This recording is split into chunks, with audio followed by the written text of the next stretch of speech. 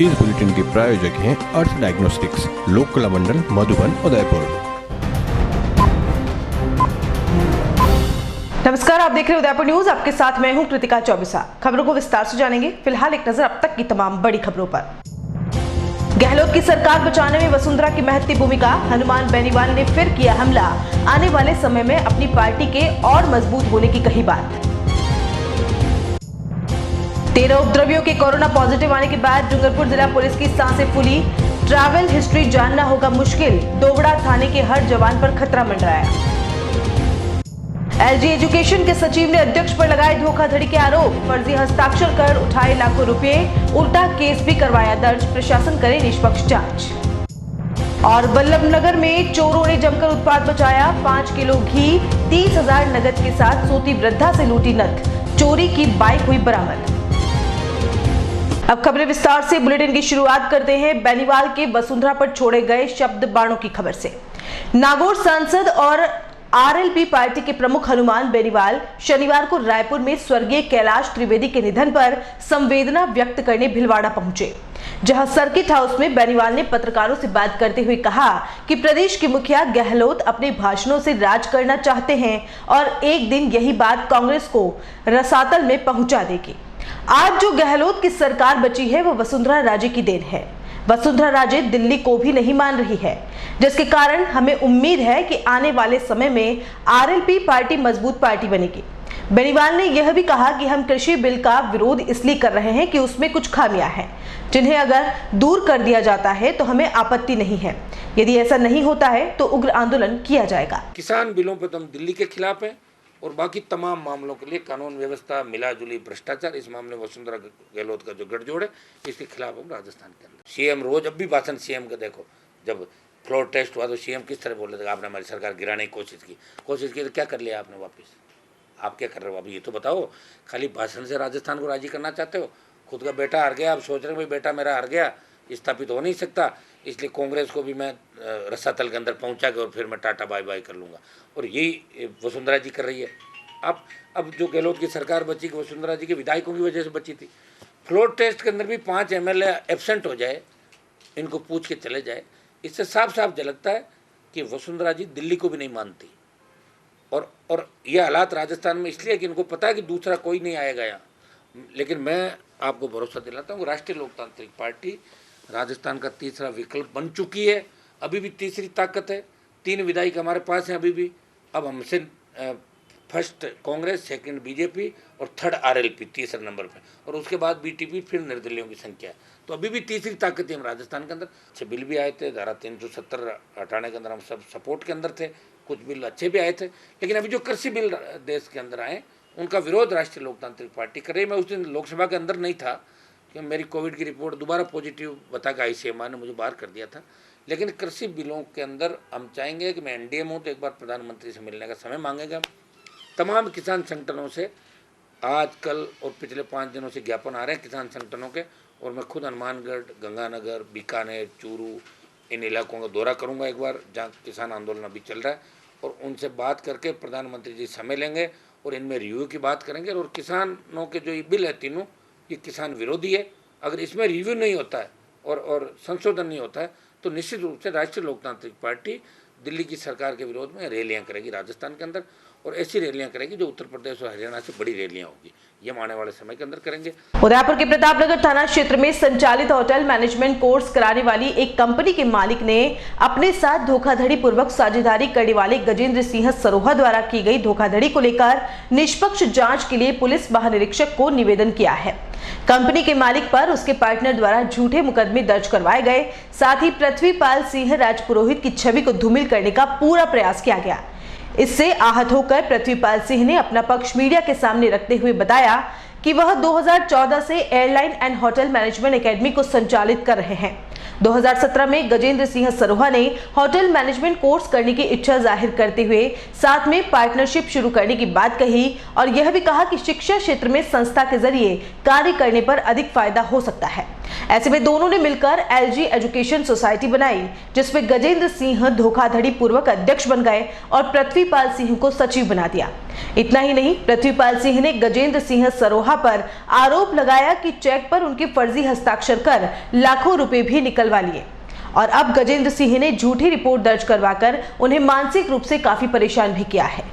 शनिवार को lake city press club में आयोजित प्रेस वार्ता के दौरान पृथ्वीपाल सिंह अपने साथ बतौर सबूत सीए और चौकीदार को भी लेकर आए और कहा कि कंपनी की ऑडिट से सारा सच सामने आ जाएगा। लेकिन गजेंद्र सिंह सरोहा ने ऑडिट नहीं करवाई और टालम टोल करते रहे, ना ही पुलिस दस्तावेजों की जांच कर रही है। इस मामले को लेकर पृथ्वीपाल ने आईजी विनीता ठाकुर को निष्पक्ष जांच के लिए ज्ञापन भी सौंपा है, जिसमें उन्होंने बताया कि संस्था व कंपनी के खातों की ऑडिट करवाई जाने का आदेश दिए जाए, जिससे कि निष्पक्ष जांच होकर सच्चाई सामने आए।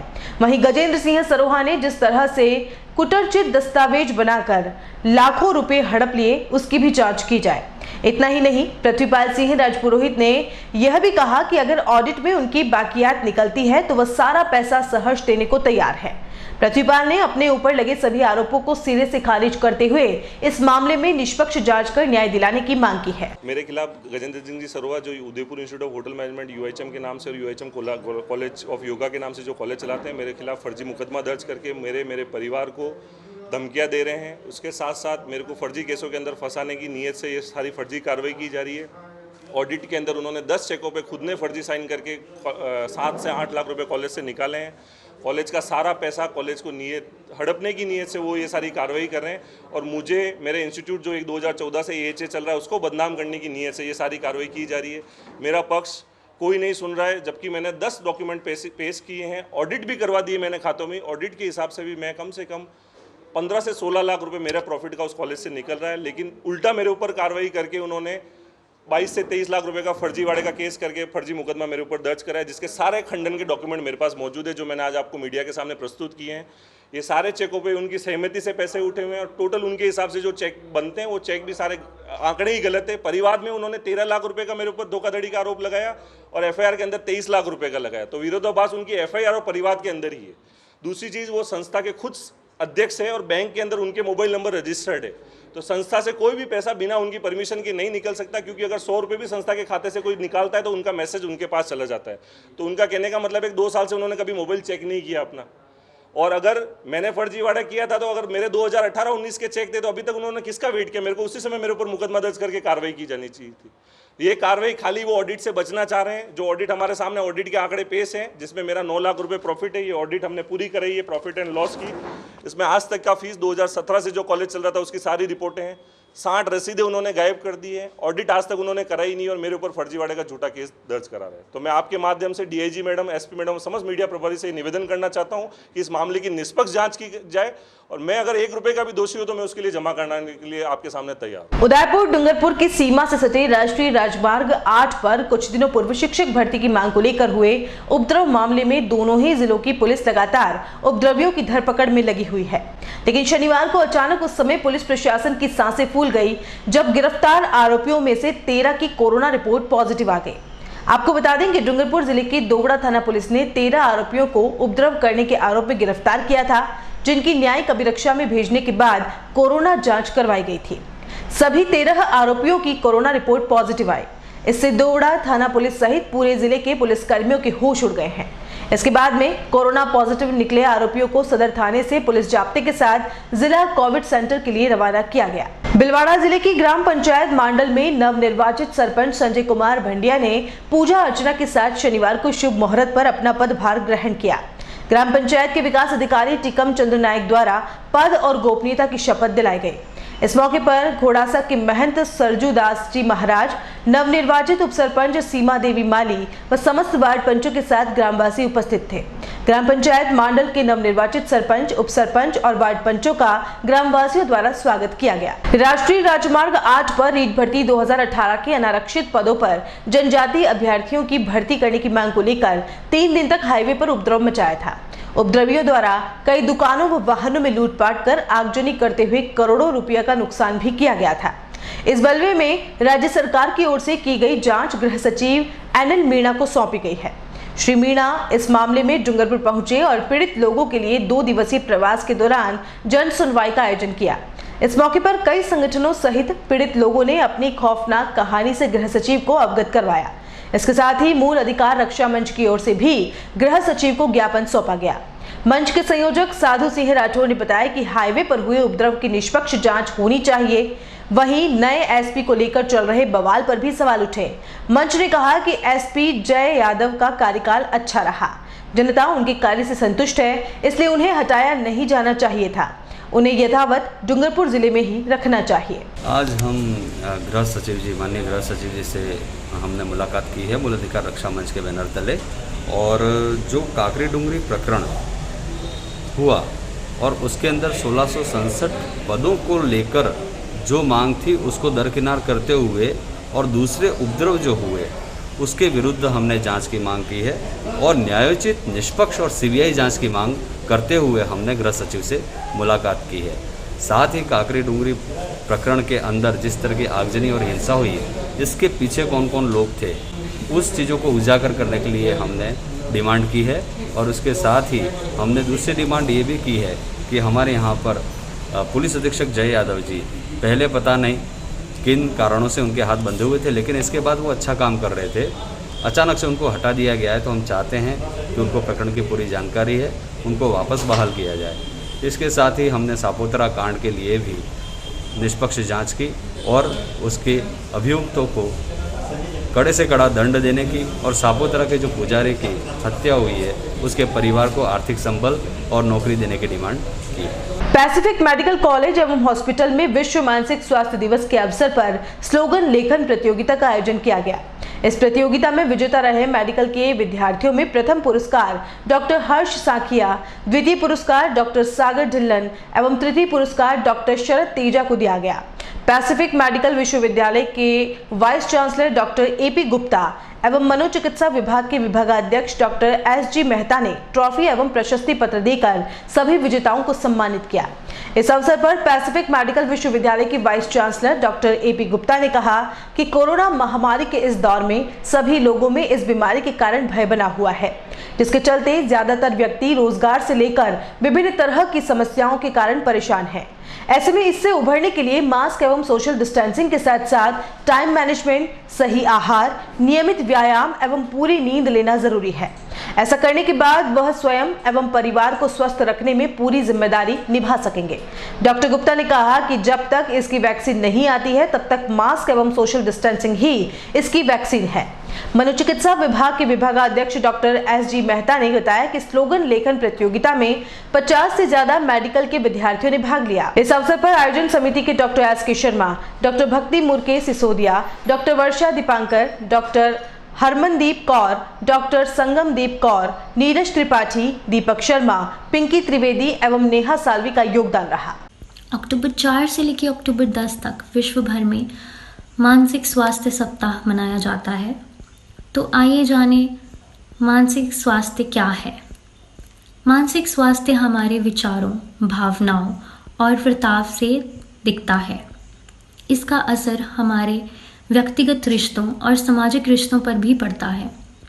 मानसिक रूप से स्वास्थ्य होना मतलब जीवन की कठिनाइयों का सामना करना, तनाव से जूझना और महत्वपूर्ण निर्णय लेना। यह सब कार्य बिना किसी परेशानी के करना। किसी भी उम्र का व्यक्ति मानसिक रोग का शिकार हो सकता है। इसके कई कारण हो सकते हैं। आपके परिवार में पहले से ही किसी को मानसिक बीमारी होना, दिमाग के रसायनों में हलचल होना, जीवन में कई अलग अलग अनुभव होना, जेनेटिक्स यानी आनुवंशिकता इत्यादि। काउंसलिंग या दवाइयों के साथ मानसिक रोग को रोका जा सकता है। इसके लक्षणों को कम किया जा सकता है एवं ठीक भी किया जा सकता है। तो अगर आपके परिजन या आप किसी मानसिक समस्याओं से जूझ रहे हैं तो घबराइए नहीं। आप अपने साइकियाट्रिस्ट से मिलें और उचित इलाज करवाएं। धन्यवाद। नमस्कार, मेरा नाम डॉक्टर संगमजोत कौर है और मैं Pacific medical college and hospital के साइकियाट्री विभाग में कार्यरत हूँ। 4 से 10 अक्टूबर विश्व में मानसिक स्वास्थ्य सप्ताह मनाया जाता है, जिसे कि वर्ल्ड मेंटल हेल्थ वीक भी कहते हैं। तो क्या आपको या आपके परिजनों को किसी भी मानसिक स्वास्थ्य से संबंधित समस्या को पहचानने में परेशानी हो रही है। तो इसी परेशानी को दूर करने के लिए हम आज कुछ प्रारंभिक संकेत के बारे में चर्चा करेंगे जो कि एक मानसिक रोगी में पाए जा सकते हैं। सबसे पहले तो पहले की तुलना में कम या ज्यादा खाना और सोना, अकेले में रहना, लोगों से बातचीत कम करना पहले की तुलना में, शरीर में बिना वजह दर्द और थकावट महसूस करना, निराशाजनक महसूस करना और काम में रुचि ना लग पाना, मन परिवर्तन की वजह से रिश्तों में दरार आना, मन में खुद को या दूसरों को नुकसान पहुंचाने के विचार आना, मन में अनेक विचारों का घर कर जाना, पहले की तुलना में ज्यादा उत्तेजित, चिंतित, क्रोधित या गुस्सा करना, बार बार चीजों को भूल जाना, दैनिक गतिविधियों या खुद की देखभाल करने में असमर्थ महसूस करना, किसी भी नशीले पदार्थ, धूम्रपान या शराब का सेवन अधिक मात्रा में करना इत्यादि। ये कुछ ऐसे संकेत हैं जो कि एक मानसिक रोगी में लंबे अरसे तक पाए जा सकते हैं। उदयपुर जिले के कुराबड़ पुलिस थाने में शनिवार को पुलिस मित्र की बैठक का आयोजन किया गया। यह बैठक थाना अधिकारी पवन सिंह के नेतृत्व में आयोजित हुई। थानाधिकारी ने पुलिस मित्रों को कोरोना वॉरियर्स की भूमिका के साथ कोरोना काल में दी गई सेवाओं पर विभाग द्वारा की गई प्रशंसा के बारे में अवगत करवाया, साथ ही आगे भी सहयोग करने की अपील की। उप सरपंच नवनीत औदित्य ने भी पुलिस मित्रों की तरफ से पुलिस विभाग की टीम का अभिवादन किया, गांव की तरफ से इनके सहयोग एवं सुरक्षा के लिए धन्यवाद भी दिया एवं आगे भी अपनी तरफ से पूर्ण सहयोग एवं सेवा करने की बात कही। इस बैठक में पुलिस मित्र किशन सिंह झाला, दिनेश पटेल, दोलाराम मीणा, यशवंत सालवी, राधे श्याम खटी, गंगाराम पटेल आदि सदस्य मौजूद रहे। पुलिस थानों को निर्देश प्राप्त हुए थे कि पुलिस मित्र जो है उनका सहयोग लेकर इस महामारी में लोगों के संबंध में जो भी सहयोग हो उसमें इनका उपयोग लिया जाए, जिसपे पुलिस थाना कुराबड़ पर जो पुलिस मित्र थे उनका सहयोग लिया गया। उन पुलिस मित्रों द्वारा अलग अलग स्थानों पर अलग अलग भूमिका निभाई गई। राशन वितरण का है, सोशल डिस्टेंसिंग की जागरूकता है, मास्क की जागरूकता है और सभी प्रकार के जो भी इंस्ट्रक्शन थे सरकार द्वारा, प्रशासन द्वारा, पुलिस द्वारा दिए गए थे उनको लोगों तक पहुंचाने में इन पुलिस मित्रों का काफ़ी सहयोग रहा। पुलिस मित्रों ने बिल्कुल सतर्कता के साथ, सुरक्षा के साथ और पूरी जिम्मेदारी के साथ अपनी भूमिका निभाई है, जो सराहनीय है। आगे भी पुलिस मित्रों का सहयोग पुलिस विभाग को अपेक्षित है और जो सहयोग उन्होंने दिया उसके लिए सभी को धन्यवाद। और बुलेटिन में यहाँ रुकेंगे एक ब्रेक के लिए। आप देखते रहिए उदयपुर न्यूज। देव एविएशन राजस्थान का नंबर 1 एविएशन इंस्टीट्यूट। अगर आप एविएशन में अपना करियर बनाने की सोच रहे हैं तो देर न करें, आज ही चले आइए देव एविएशन, क्योंकि यहाँ आपको मिलेगा अनुभवी अध्यापकों द्वारा अध्ययन, अंतर्राष्ट्रीय स्तर के मानक प्रमाणित संस्थान, समय समय पर एयरपोर्ट विजिट द्वारा अध्यापन, इंटरव्यू की तैयारी के लिए विशेष कक्षाएं, courses offered, airport ground staff, airport hospitality management, air hostess या flight steward, hospitality, airline ticketing, 100% job assistance के साथ हमारी नई ब्रांच अजमेर में भी ओपन हो रही है। देर न करें, आपका भविष्य आपका इंतजार कर रहा है। Hello, I am Jia Sisodia. Dev Aviation Academy is the best academy in the Rajasthan. We are providing expert faculties and airport visits for mock interviews. Basically क्योंकि हमारा मोटो रहता है स्टूडेंट्स को 100% प्लेसमेंट का, तो उसी अकॉर्डिंग हम लोग जो है बच्चों का training, practical sessions, theoretical sessions और फैकल्टीज़ के थ्रू पूरा ट्रेनिंग हम लोग बच्चों को प्रोवाइड कराते हैं। और उदयपुर में अच्छी खासी सक्सेस के बाद हमारा अभी जो है इसका सेकंड ब्रांच अजमेर में स्टार्ट हो रही है। आज ही विजिट करें Dev aviation academy, first floor, Syndicate Bank, Apex House, Oswal plaza के सामने। कॉलेज 9166434612 और 9166434012। राज्य सरकार द्वारा मान्यता प्राप्त 1941 से बालिका शिक्षा में कार्यरत श्री दिगंबर जैन बालिका उच्च माध्यमिक विद्यालय खेरादीवाड़ा उदयपुर। प्रवेश प्रारंभ प्ले ग्रुप नर्सरी से 12वीं तक। कला विज्ञान वाणिज्य संकाय RTE में बच्चों का निःशुल्क प्रवेश। कक्षा पहली से ही कंप्यूटर शिक्षा। 10वीं एवं 12वीं बोर्ड परीक्षा परिणाम श्रेष्ठ। अभिभावकों से निरंतर संपर्क। गाइड, योग एवं खेल की सुविधा। प्रयोगशाला, पुस्तकालय कक्ष, कंप्यूटर कक्ष, स्मार्ट कक्षा कक्ष, वाहन सुविधा उपलब्ध। गत वर्ष विद्यालय की 50 छात्राओं को गार्गी पुरस्कार प्राप्त हुआ।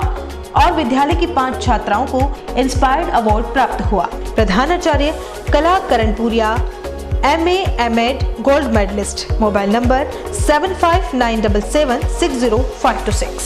Phone number 0294242069, 029429400679।